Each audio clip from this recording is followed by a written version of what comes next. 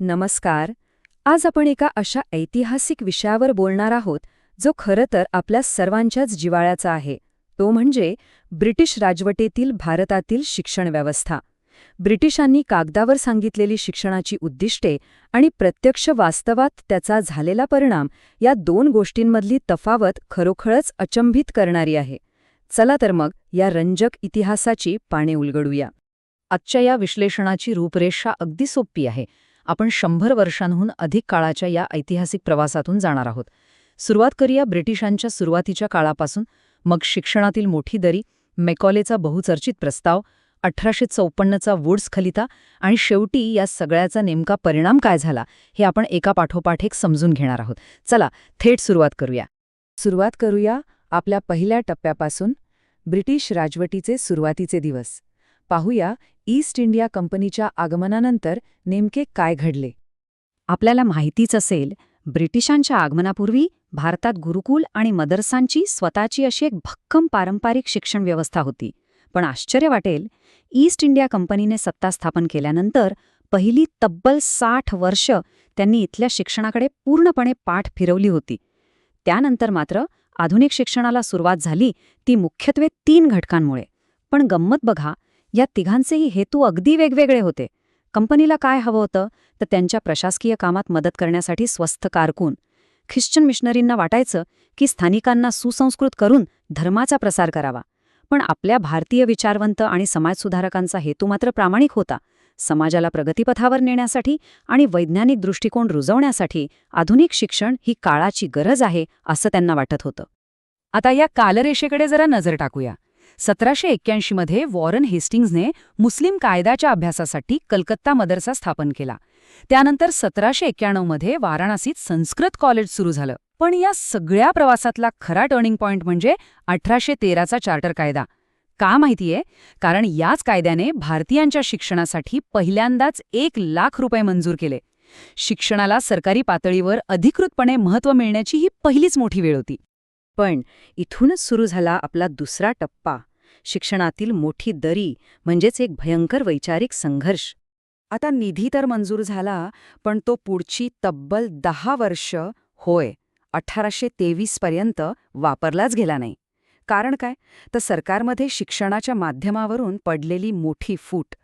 एका बाजूला होते प्राच्य विद्यावादी म्हणजेच ओरिएंटलिस्ट्स, जेम्स प्रिन्सेप आणि कोलब्रुक यांच्यासारखे लोक, ज्यांना वाटायचं की शिक्षण हे पारंपरिक भारतीय असावं आणि ते स्थानिक भाषांमधूनच दिलं जावं. पण दुसऱ्या बाजूला होते आंग्लवादी म्हणजेच अँग्लिसिस्ट्स, थॉमस मॅकॉले आणि अलेक्झांडर डफ यांच्यासारखे, ज्यांचा अट्टहास होता की फक्त पाश्चात्य शिक्षण आणि तेही फक्त इंग्रजीतूनच दिलं जावं. या 2 गटांमधल्या वादामुळे शिक्षणाचा गाडा अक्षरशः जागेवरच थांबला होता. आणि या वादावर तोडगा काढण्यासाठी एंट्री झाली ती एका महत्त्वाच्या व्यक्तीची, जो आपला तिसरा टप्पा आहे, मॅकॉलेचा इंग्रजी शिक्षणाचा प्रस्ताव. 1835 मध्ये थॉमस बॅबिंग्टन मॅकॉले साहेब सार्वजनिक शिक्षण समितीचे अध्यक्ष झाले. ते स्वतः कट्टर आंग्लवादी होते आणि त्यांच्या एका प्रस्तावाने भारतीय शिक्षणाची दिशा कायमची बदलली. आता ह्या स्लाइडवरचं त्यांचं हे वाक्य बघा. हे खरंच खूप धक्कादायक आहे. ते म्हणाले होते, भारतीयांचा असा एक वर्ग तयार करणे जे रंगाने आणि रूपाने भारतीय असतील, पण त्यांची आवड, विचार आणि निष्ठा मात्र इंग्रजांसारखी असेल. अगदी स्पष्ट शब्दांत सांगितलं त्यांनी. त्यांना आपल्या संस्कृतीचा विकास मुळीच करायचा नव्हता, तर फक्त त्यांच्या यंत्रणेला चालवणारा, त्यांना अनुकूल असा एक वर्ग त्यांना हवा होता. या संपूर्ण धोरणाचा पाया होता झिरपण्याचा सिद्धांत किंवा इन्फिल्ट्रेशन थिअरी. सोप्या भाषेत सांगायचं तर ब्रिटिशांना इथल्या करोडो सर्वसामान्य जनतेला थेट शिक्षण द्यायचंच नव्हतं. त्यांची कल्पना अगदी साधी होती.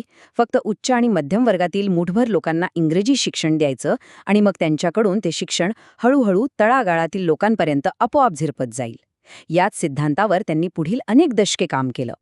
यानंतर आपण येतो थेट 1854 सालात, आपल्या चौथ्या टप्प्याकडे, जो म्हणजे 1854चा वुड्स खलिता. सर चार्ल्स वुड यांनी लॉर्ड डलहौसीला पाठवलेला हा खलिता म्हणजे भारतीय इंग्रजी शिक्षणातला मॅग्ना कार्टा मानला जातो. आता यातल्या शिफारशी बघा कशा एकावर एक रचलेल्या आहेत. प्राथमिक ते विद्यापीठ स्तरापर्यंत शिक्षणाचं पूर्ण नियमन करणं, प्रत्येक प्रांतात शिक्षण व्यवस्था उभी करणं, प्रत्येक जिल्ह्यात किमान एक सरकारी शाळा काढणं, खाजगी शाळांना अनुदान देणं आणि सर्वात महत्त्वाची गोष्ट म्हणजे महिलांच्या शिक्षणावर भर देणं. कागदावर बघितलं तर ह्या शिफारशी अतिशय भव्य आणि एकदम परिपूर्ण वाटतात. आणि ह्या धोरणांचे प्रत्यक्ष परिणामही लवकरच दिसू लागले. याच शिफारशींमुळे 1857 पर्यंत मद्रास, कलकत्ता आणि बॉम्बे इथे पहिल्यांदाच मोठी विद्यापीठे अधिकृतपणे स्थापन झाली. या खलितामुळे पहिल्यांदाच सरकारने खऱ्या अर्थाने लोकांच्या शिक्षणाची जबाबदारी आपल्या खांद्यावर घेतली, हे आपण यातून नक्कीच समजू शकतो. पण हे सगळं ऐकायला जितकं चांगलं वाटतं तितकंच ते वास्तवात खरं होतं का? वळूया आपल्या 5व्या आणि शेवटच्या टप्प्याकडे, खऱ्या परिणामाचे मूल्यमापन. आता आपण या सगळ्या मोठ्या घोषणांच्या पडद्यामागचं कठोर वास्तव पाहूया. ब्रिटिशांच्या या सगळ्या प्रयत्नांचा मुख्य उद्देश काय होता? तर प्रशासकीय कामासाठी मोठ्या प्रमाणावर स्वस्थ भारतीय कारकून मिळवणे.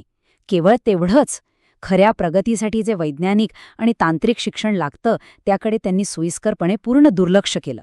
आणि वुड्स खलितामध्ये महिला शिक्षणाच्या कितीही गप्पा मारल्या असल्या तरी प्रत्यक्षात तत्कालीन कर्मठ समाजाला दुखावायचं नाही, या हेतूने महिलांच्या शिक्षणाची अवस्था त्यांनी तशीच दयनीय ठेवली.